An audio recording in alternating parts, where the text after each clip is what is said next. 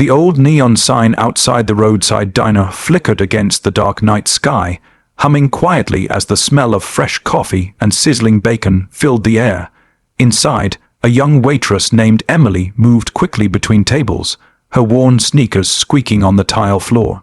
She'd been working double shifts ever since her father fell ill, barely getting enough rest, yet still managing a smile for every customer who walked through the door. That night, 3 men in leather jackets stumbled in, loud and arrogant. The door slammed behind them, and the peaceful chatter inside went silent for a second. Emily took a deep breath and walked over to their booth with her notepad, hoping it would be just another ordinary order. "What can I get you, gentlemen?" she asked politely.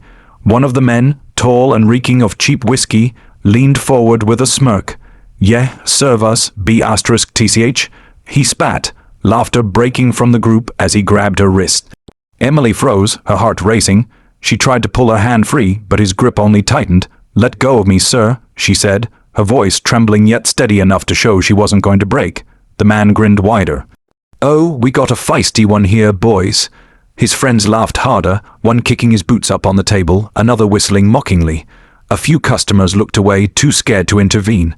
Emily's eyes darted toward the door, praying anyone, would walk in. Then, as if the night itself had answered her silent call, the low rumble of engines echoed outside. The sound grew louder, deeper, like thunder rolling over asphalt. The thugs glanced toward the windows just as 6 massive motorcycles pulled up in a line. The door swung open, and in walked a group of bikers, patches of skulls, wings, and iron crosses stitched into their vests. The leader, a broad man with a silver beard and cold gray eyes, took off his gloves slowly as he scanned the diner. The air shifted. Emily stepped back as the thug released her wrist, suddenly uncertain. The silver-bearded biker's gaze moved from Emily to the 3 men sitting in the booth. He didn't say a word at first. He just looked, and that look alone was enough to make every person in the diner hold their breath. "Everything all right here, sweetheart?" he finally asked, his deep voice calm but dangerous. Emily nodded quickly, her lips quivering. "I'm fine," she whispered, but the biker wasn't convinced. He stepped closer, towering over the booth. "That true?" he asked the men, his tone colder now. One of them chuckled nervously. "Hey, man, we were just having a little fun. No harm done." The biker leaned forward until his tattooed knuckles rested on the table. "You think scaring a girl who's working for a living is fun?" The thug tried to smile, but his lips trembled. The other bikers had surrounded the booth by now, silent, intimidating, their eyes hard as stone. One of them, huge with a scar down his cheek, cracked his neck and folded his arms. "Apologize," the leader said simply. The man blinked. What? You heard me," the biker growled. "Apologize to the lady." The diner was so silent that even the coffee machine in the corner seemed to hold its breath. Slowly, the thug turned toward Emily. I'm sorry," he stammered. The biker's hand shot out, grabbing the man by his shirt collar and pulling him halfway across the table. "Say it like you mean it," he hissed, "or I'll make you regret it." "I'm sorry, ma'am," the thug yelped. Emily stepped back, shaken but relieved. The biker released him, straightened up, and gave a slow nod. "Now finish your coffee and get out," he ordered. The men didn't need to be told twice. They scrambled from the booth, tripping over themselves as they hurried toward the exit. The door slammed behind them, leaving only the fading sound of their car speeding away into the night. Emily stood still for a moment, trying to catch her breath. The biker leader turned back toward her, his expression softening. "You okay, sweetheart?" he asked again. She nodded, wiping away a tear that slipped down her cheek. "Thank you," she whispered. He smiled faintly. "Don't thank us. You didn't deserve that. Nobody does." The other bikers found seats at the counter, and Emily, though still shaken, poured them coffee with trembling hands. The silver-bearded man noticed and gently rested his hand on the counter. "You're strong," he said quietly. "Don't let guys like that make you feel small." She smiled for the first time that night. "You all want the special?" she asked. He grinned. "Yeah, and make it double bacon. We've had a long ride." Laughter rippled through the group, breaking the tension that had filled the room minutes earlier. As she served their plates, she couldn't help but notice how respectful they were, calling her ma'am, saying thank you, tipping generously. Before leaving, the leader placed $100 bill under his coffee cup. "For the trouble," he said with a wink. When they stepped outside, the engines roared to life again, echoing through the quiet highway. Emily watched from the window as the taillights disappeared into the night, feeling something she hadn't in a long time: safe. Later, when she went to close the diner, she noticed a small patch left behind on the counter. It was black leather with silver embroidery that read, "Guardians of the Road." Emily smiled softly. Maybe angels didn't always have wings. Sometimes they wore leather vests, rode Harleys, and showed up right when the world turned cruel. The night was cold, the sky dark with low, hanging clouds, and the soft hum of the neon sign above Maggie's Diner was the only sound breaking the silence on the empty stretch of highway. Inside, the warm glow of the diner lights offered comfort to the few late night travelers who stopped by for coffee or pie. Behind the counter, Emily worked tirelessly, balancing plates, pouring coffee, and keeping her tired smile in place.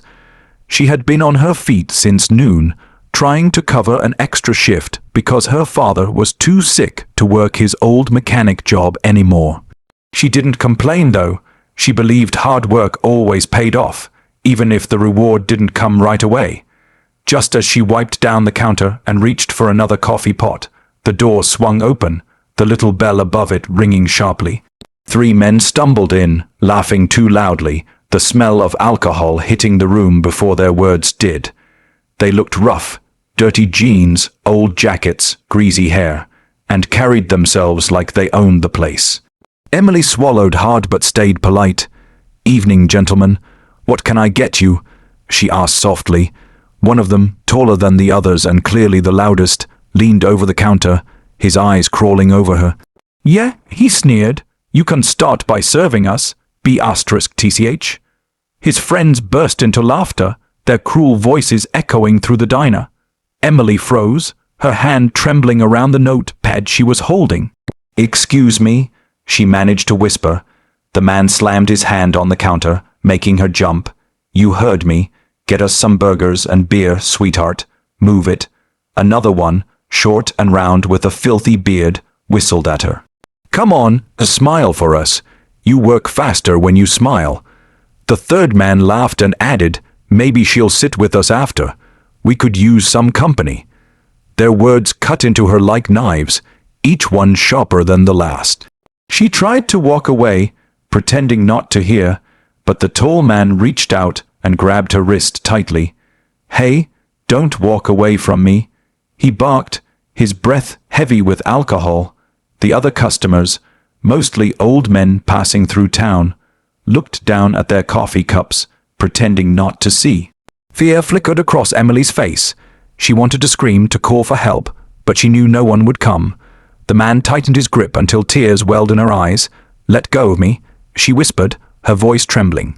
"Please," he laughed in her face. "Or what? You gonna throw coffee at me, sweetheart?" His buddies roared with laughter, slapping the table, and then, just as one of them whistled again, the low, deep rumble of motorcycles rolled across the highway outside. The sound was distant at first, but growing heavy like thunder crawling closer. The laughter faded. All 3 men turned toward the windows. The rumble grew louder. A few seconds later, 6 black motorcycles pulled into the parking lot, their headlights cutting through the darkness. The engines stopped one by one, and silence fell, thick and cold. The door creaked open, and in walked a group of bikers. Big men in worn leather vests, steel-toed boots, and tattoos that looked older than some of the kids in town. Their leader, a tall man with gray hair and a silver beard, stepped forward first, his sharp blue eyes sweeping the room. The air changed, the kind of silence that carried tension, like a storm before lightning. Emily quickly pulled her hand free, stepping back. The tall thug cleared his throat, trying to act casual. "What the hell you all looking at?" he said, forcing a laugh. The leader of the bikers didn't answer. He just stared at the man for a long, cold moment, then turned his gaze to Emily. "Everything all right here, miss?" he asked calmly, his deep voice steady, controlled. Emily shook her head, her voice barely audible. "I'm fine," she whispered, but her eyes told a different story. The biker nodded slightly and looked back at the thug. "Doesn't look that way to me," he said. The thug tried to smile but failed. "Hey man, no problem here," he said quickly, raising his hands. "We were just joking around." The leader took a slow step forward. "You think that's funny?" he asked quietly, grabbing a woman, scaring her. The thug laughed nervously. "Come on, man, chill out, it's not a big deal." The biker took another step, close enough now that the thug could see the scars on his hands and the faint tattoos on his neck. "It's a big deal to me," the biker growled. Behind him, the rest of his crew spread out, blocking the exit, their faces expressionless but dangerous. One of them cracked his knuckles, another leaned against the jukebox with his arms crossed. The thug looked around and realized he was trapped. "Now," the silver-bearded biker said slowly, "you're gonna do two things. You're gonna say sorry to this lady, then you're gonna leave, understand?" The thug hesitated. His pride was screaming not to back down, but the look in the biker's eyes killed whatever courage he had left. "I'm sorry," he muttered, the biker's eyebrow raised. "Say it right." The man swallowed hard. "I'm sorry, ma'am," he said louder this time, his voice shaking. Emily nodded silently, too emotional to speak. The biker took a step back. "Good, now get out." The three men stumbled toward the door, tripping over one another in their hurry to leave. The door slammed shut behind them, and the faint sound of their car speeding away echoed down the road. Emily stood still for a long moment, her hands trembling. The biker turned toward her, his expression soft now. "You okay?" he asked again. "Yes," she whispered. "Thank you." He nodded. "Don't let scum like that make you afraid. You held your ground." She smiled faintly, her eyes glistening with tears. The bikers took seats at the counter, and she poured them coffee. The leader raised his mug toward her. "To strong women," he said with a grin. The others echoed him softly before drinking. When they finished their meal, the leader left a crisp $100 bill under his plate. "For you," he said. "You deserve better nights than this one." As they walked out, Emily noticed a leather patch left behind on the counter. It read Iron Soul's Brotherhood. She smiled as she watched them ride off into the night, their engines fading into the darkness. For the first time in a long while, she didn't feel alone. She realized that not all angels wore white robes or halos. Some wore black leather and rode motorcycles, showing up right when the world tried to break you.